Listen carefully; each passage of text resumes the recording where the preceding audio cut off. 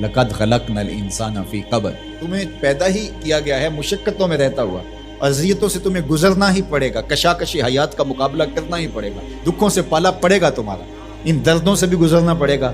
बल्कि इन आबलों से जी घबरा गया था, इन आबलों से जी घबरा गया था, दिल खुश हुआ रास्ता पुरखार देख के। तो वो तो फिर खुश होता है बंदा मुश्किलों के अंदर भी। बंदा मोमिन को तकलीफ़ों पर जो अजर दिया जाता है, अगर उसे पता चल जाए तो वो आरजू करे कि तकलीफ़ों में ही रहो। मेरे और आपके आका मौला फरमाया, जो शख्स कुरान पढ़ता है उसको अजर दिया जाता है, और जो कुरान पढ़ता है या तताताफी है तो वो अड़ता है, फंसता है और वो अटकता है, लुकनत आती है। फरमाया अल्लाह उसको दोहरा अजर देगा।